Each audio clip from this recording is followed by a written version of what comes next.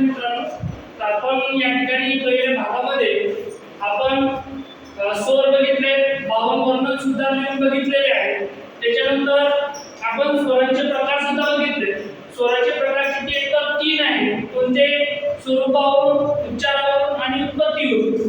त्याच्यानंतर आपण स्वरूपावरून पडणारे प्रकार ह्रस्व स्वर, दीर्घ स्वर आणि संयुक्त स्वर हे सुद्धा आपण बघितलेले आहेत. त्याच्यानंतर आपण उत्पत्तीवरून, उच्चारावरून पडणारे प्रकार किती आहेत तर 2, सजाती आणि विजाती हे सुद्धा बघितलेले आहेत. त्याच्यानंतर आपल्याला बघायचे आहेत उत्पत्तीवरून पडणारे प्रकार. आता बघा, उत्पत्तीवरून प्रकार पडतात तर 2, कोणकोणते? सिद्ध आणि साधी असे 2 प्रकार आपल्याला पडतात. आपल्याला आता सिद्ध स्वर सुद्धा बघायचे आहेत. आता ते सिद्ध स्वर कोणकोणते आहेत हे सुद्धा बघायचे. आता सिद्ध म्हणजे काय हे आपल्याला बघायचे. सिद्ध म्हणजे कशापासूनच साधले गेलेले नाही अशा वर्णांना काय म्हणतात? सिद्ध स्वर. आता बघा, 52 वर्णांपैकी आपल्याला असे स्वर बघायचे की ते सिद्ध आहेत. ते कशापासूनच साधले गेलेले नाही, त्यांना काना मात्र उकार हे काहीच नाहीये. तर 52 वर्णांपैकी आपल्याला फक्त सिद्ध स्वर 5 दिसतात. किती दिसतात? तर 5 दिसतात. तर ते कोणते? आपण, तुम्हाला आठवत असेल, आपण ह्रस्व स्वर बघितले होते, ते सिद्ध आहेत. जे ह्रस्व स्वर आहेत तेच सिद्ध आहेत. का? की कारण त्यांना काना मात्र उकार हे काहीच नाहीये, म्हणून त्यांना सिद्ध स्वर असे म्हणतात. तर सिद्ध स्वर,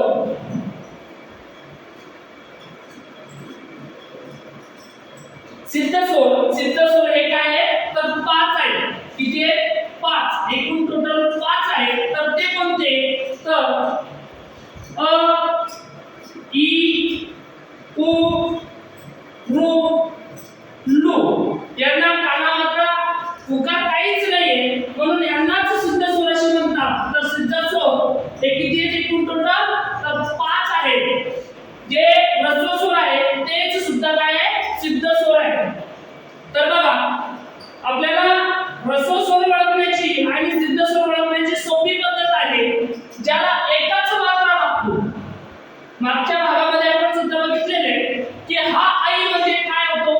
एक मात्रा होतो. आणि ज्याला एक मात्रा हा लागतो त्यालाच काय म्हणतात? ह्रस्व स्वर आणि सिद्ध स्वर. तर बघा, आपल्याला सिद्ध स्वर किती लावलेले आहे? ठिकाणी 5. सिद्ध म्हणजे कशापासूनच साध्य केलेले नाहीये, त्याला काय म्हणायचंय? सिद्ध स्वर म्हणायचंय. सिद्ध स्वर समजले. त्याच्यानंतर आपल्याला बघायचे साधित. काय बघायचं आपल्याला? साधित स्वर बघायचे.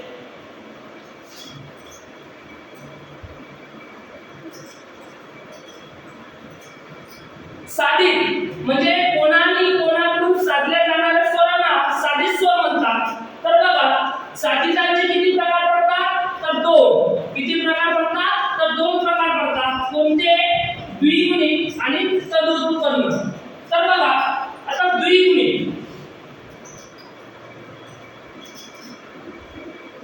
द्विगुणित हा शब्द म्हणजे 2 मात्रा असणार आहे. द्विगुणित म्हणजे 2 मात्रा असणार आहे. आता आपण बघितलं दीर्घ स्वरामध्ये आपण स्वर बघितले 3, ते काय आहे? 2 मात्रा असणारे स्वर आहेत. तर ते जे दीर्घ स्वर आहे त्यांनाच द्विगुणित स्वर म्हणतात. द्विगुणित म्हणजे 2 मात्रा असणार आहे. या द्विगुणित या शब्दाचा अर्थ 2 मात्रा असणार आहे.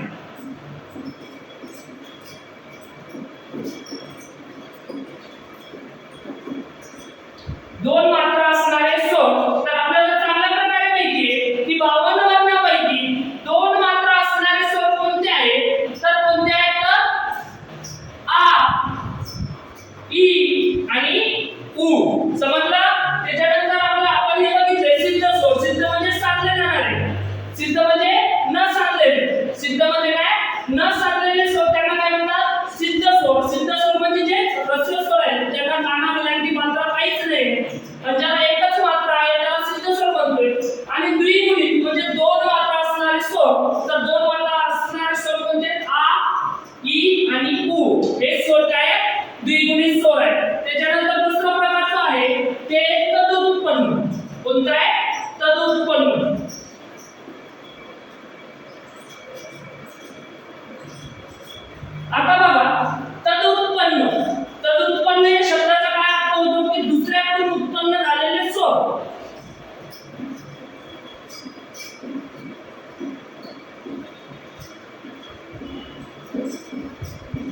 झालेले स्वर. आपण बघितलंय मागच्या टॉपिक मध्ये आपण बघितलंय की दुसऱ्याकडून उत्पन्न झालेले स्वर कोणते. बघा इथे काही अवघड नाहीये. सिद्ध स्वर म्हणजे ह्रस्व स्वर, साधित म्हणजे कोणाकडून साधलेले जाणारे स्वर, द्विगुणित म्हणजे दोन मात्रा असणार. जे दीर्घ स्वर आहेत ते द्विगुणित हा स्वर आहे. त्याच्यानंतर तदुत्पन्न म्हणजे दुसऱ्याकडून उत्पन्न झालेले, ते स्वतः उत्पन्न न होता दुसऱ्याकडून उत्पन्न झालेले स्वर म्हणजे तदुत्पन्न स्वर. तर बघा आपण मागच्या टॉपिक मध्ये बघितलेले की दुसऱ्याकडून साधले जाणारे किंवा दुसऱ्याकडून उत्पन्न होणारे स्वर कोणते, तर चार आहेत. कोणते, ए, ऐ, ओ आणि औ. ए, ऐ, ओ आणि औ हे कशापासून झालेले, दुसऱ्याकडून उत्पन्न झालेले या स्वरांना काय म्हणतात, तदुत्पन्न. काय म्हणतात, तदुत्पन्न स्वर असे म्हणतात. बघा त्या शब्दामध्येच काय आहे, त्यांचा अर्थ लपलेला आहे, त्यांची व्याख्या लपलेली आहे. द्विगुणित म्हणजे दोन मात्रा असणारे, त्याच्यानंतर तदुत्पन्न म्हणजे दुसऱ्याकडून उत्पन्न झालेले.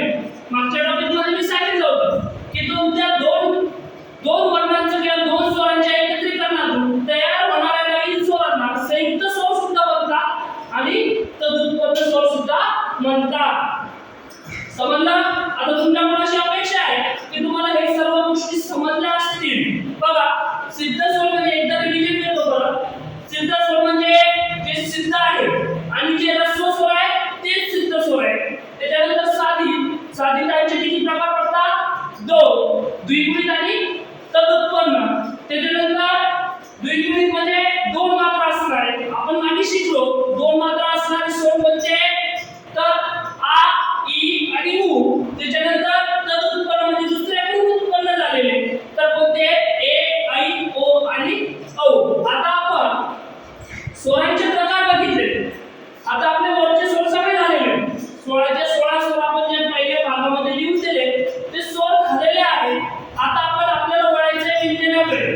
त्याच्यामध्ये स्पर्श व्यंजन बघायचे, उष्मे बघायचे, स्वतंत्र वर्ण बघायचे, कठोर वर्ण बघायचे, अनुनासिक कोणते ते सुद्धा आपल्याला बघायचे. त्याच्यानंतर आता याच्यानंतर आपल्याला बघायचे स्वरादी.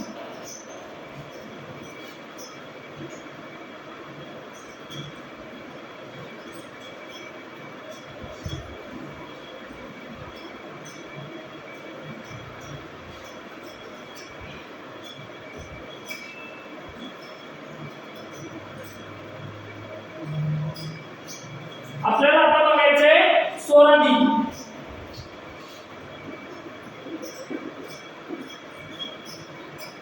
तर बघा या ठिकाणी स्वरादी स्वर किती आहेत, 52 वर्णापैकी दोन. किती आहे, दोन, आणि आहा. तर बघा स्वरादी समोर जर स्वर आला तरच त्यांचा उच्चार होऊ शकतो. तर बघा आपण एक शब्द घेतो कोणता, स्वतः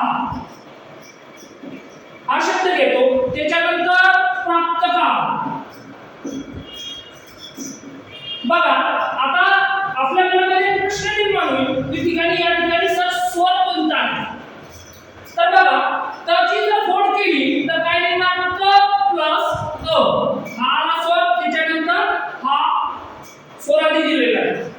बघा याचा उच्चार कसा होतो की त्याच्या आरंभी जर स्वर आला तरच त्याचा उच्चार होऊ शकतो, अन्यथा होऊ शकत नाही. व्यंजनापुढे जर स्वरादी लावले तर त्याचा उच्चार होत नाही.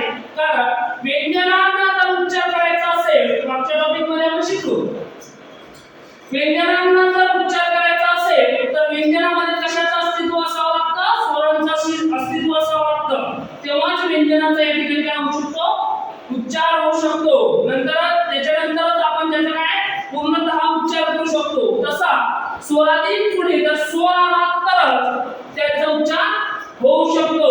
त्याच्यानंतर आपल्याला बघायचंय ह्या दोन चिन्हांची ओळख करून घ्यायची. आता बघा हा एक चिन्ह आहे आणि हा एक आहे. बघा याला म्हणायचं विसर्ग,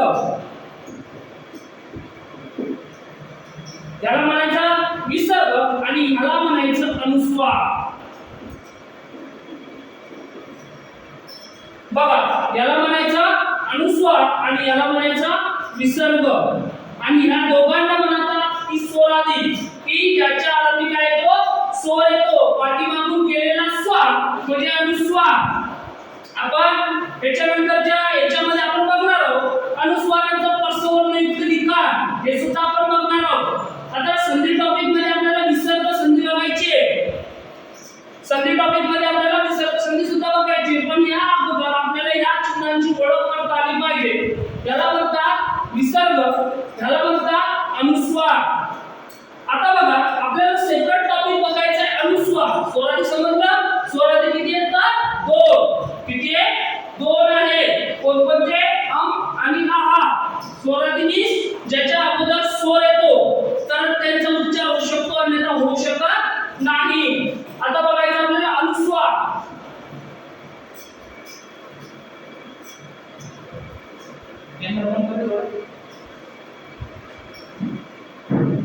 आता बघायचं आपल्याला अनुस्वार बघायचंय कसं बघायचंय अनुस्वार अनुस्वार केलं का